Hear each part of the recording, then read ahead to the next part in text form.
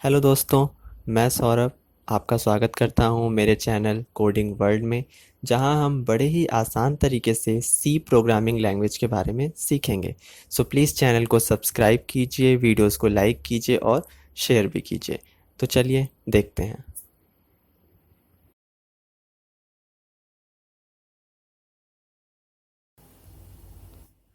Hello friends, तो आज हम सी लैंग्वेज से रिलेटेड तीसरा प्रोग्राम देखेंगे, जो कि है सिंपल इंटरेस्ट को कैलकुलेट करना।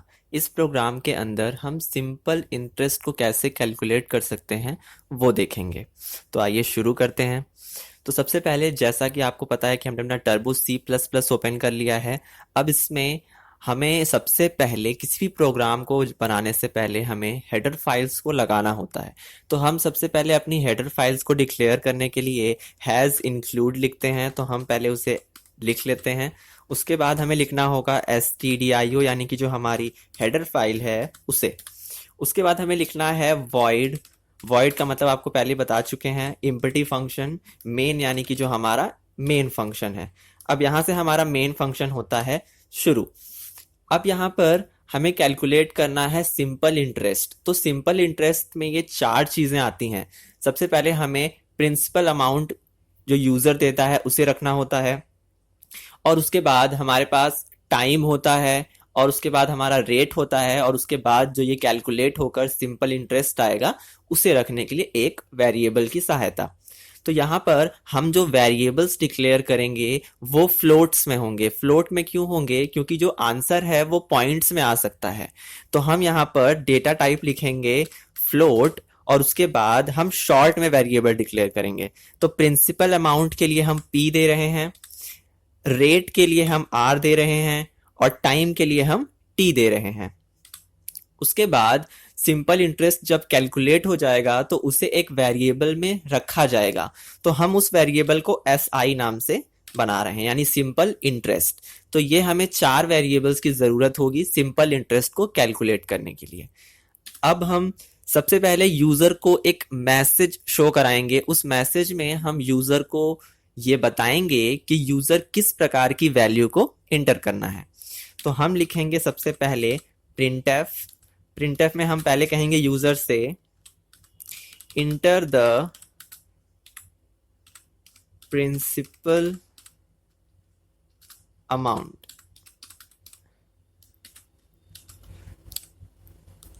ये हमारा प्रिंसिपल अमाउंट हो जाएगा। उसके बाद हम लिखेंगे यहां पर स्कैनफ। अब यहां पर हम स्कैनफ दे देते हैं। अब स्कैनफ में हमें परसेंट एफ को लगाना होगा, क्योंकि जो हमारा की डेटा टाइप है वो फ्लोट है। उसके बाद हमें उस वेरिएबल का नाम देना है जिसमें डेटा स्टोर होगी। तो उस वेरिएबल के साथ हम एक एड्रेस ऑपरेटर भी लगाते हैं, क्योंकि एड्रेस ऑपरेटर का काम होता है उस वेरिएबल के एड्रेस को होल्ड करना, ताकि वैल्यू उस वेरिएबल के अंदर रखी जा सके। तो पी में हमारा प्रिंसिपल अमाउंट आएगा। ये हो गया। अब हम यूजर से एक और मैसेज दिखाने वाले हैं। अब हम यूजर से कहेंगे इंटर द रेट, मतलब कि किस रेट पर उसे इंटर करना है, उसका परसेंटेज आपको देना है।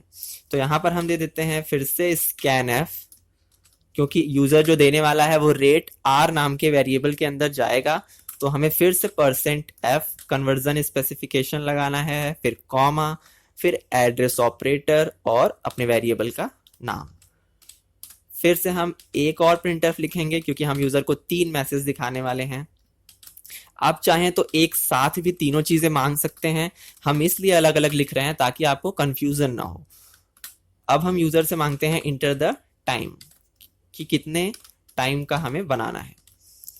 अब उसके बाद हमें फिर से स्कैनफ लगाना होगा, क्योंकि तीनों वैल्यू इंटर हो रही है। परसेंट एफ ही होगा, क्योंकि ये हमारा डेटा टाइप फ्लोट टाइप का है। उसके बाद एड्रेस ऑपरेटर एड्रेस को होल्ड करने के लिए, और उस वेरिएबल में जिसमें डेटा रखी जाएगी, तो टी में डेटा रखी जाएगी। अब हमारा प्रिंसिपल अमाउंट आ गया, रेट आ गया और टाइम आ गया। अब हम चल रहे हैं अपना कैलकुलेशन करने। तो जैसा कि आप जानते होंगे कि सिंपल इंटरेस्ट का फॉर्मूला होता है simple interest equal to principal amount into rate into time divide by 100। तो वही चीज हम इसमें भी लिखने वाले हैं। तो हम लिखेंगे एस आई यानी हमारा वो वेरिएबल जिसमें डेटा स्टोर होने वाली है। हम लिखेंगे यहाँ पर p, एक कोष्टक लगा लेते हैं, p into R into T, और जब ये कोष्टक का काम खत्म हो जाएगा तो हम उसे 100 से डिवाइड कर देंगे। तो जैसा कि फॉर्मूला हमारा सिंपल इंटरेस्ट का होता है p into R into T divide by 100, तो वैसे ही हमने फॉर्मूला अपना लिख लिया है। सिंपल इंटरेस्ट नाम के वेरिएबल के अंदर p into R into T divide by 100 करके जो आंसर आएगा वो रख दिया जाएगा। अब आंसर तो आ जाएगा, तो अब उस आंसर को हम देखेंगे कैसे, फिर से printf फंक्शन को लगा करके। तो हम लिख देते हैं सिंपल इंटरेस्ट %f, क्योंकि जो आंसर है वो भी फ्लोट में ही आने वाला है, और किस वेरिएबल में आने वाला है, एस आई नाम के वेरिएबल में। printf में कोई भी %, नहीं लगाना है क्योंकि %scanf के लिए काम करता है। उसके बाद हम अपने फंक्शन को करते हैं क्लोज। तो ये हमारा प्रोग्राम हो गया तैयार। हमने पहले इंटर द प्रिंसिपल अमाउंट मांग लिया p नाम के वेरिएबल में, इंटर द रेट मांग लिया r नाम के वेरिएबल में, इंटर द टाइम मांग लिया t नाम के वेरिएबल में, फिर si नाम के वेरिएबल में उसे कैलकुलेट कर लिया, फिर उसके बाद हमने उसे प्रिंट किया। तो ये हमारा प्रोग्राम, अब हम एक बार उसको रन कर देख लेते हैं। प्रोग्राम तो तैयार हो चुका है। तो अब पहले हम रन करने के लिए क्या बटन प्रेस करेंगे, कंट्रोल के साथ F9। तो ये हमारा प्रोग्राम रन हो चुका है। अब हमें अपने प्रिंसिपल अमाउंट को इंटर करना है। तो हमने अपना प्रिंसिपल अमाउंट मान लीजिए 2000 दे दिया। अब जो हमने रेट दिया वो 10% और जो टाइम दिया वो 2। तो ये हमारा प्रोग्राम। अब इसी का आंसर हम देखना चाहते हैं। तो आंसर देखने के लिए हमें अल्ट के साथ F5 बटन को प्रेस करना होता है। तो आप देख सकते हैं कि हमारा जो सिंपल इंटरेस्ट है वो 400 आया है।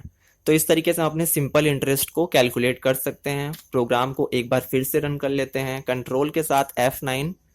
अब हम प्रिंसिपल अमाउंट 1000 दे रहे हैं, रेट 12% दे रहे हैं, और टाइम हम 3 दे रहे हैं। अब हम फिर आंसर को देखने के लिए अल्ट के साथ F5 प्रेस करेंगे। तो अब हमारा जो सिंपल इंटरेस्ट है वो कितना है, 360 यानी 360। तो इस तरीके से हम अपने सिंपल इंटरेस्ट को कैलकुलेट कर सकते हैं। अब आप किसी भी प्रकार का सिंपल इंटरेस्ट आसानी से कैलकुलेट कर सकते हैं। तो ये हमारा आज का प्रोग्राम था जिसमें हम बहुत ही आसानी से सिंपल इंटरेस्ट को कैलकुलेट करना सीखे थे। तो अब आप इसको रन कर लीजिएगा, एक बार देख लीजिएगा, और नहीं अगर आपको समझ में आता है तो आप हमें कमेंट कर सकते हैं या मेल भी कर सकते हैं। और आज का वीडियो हम यहीं पर ख़त्म करते हैं।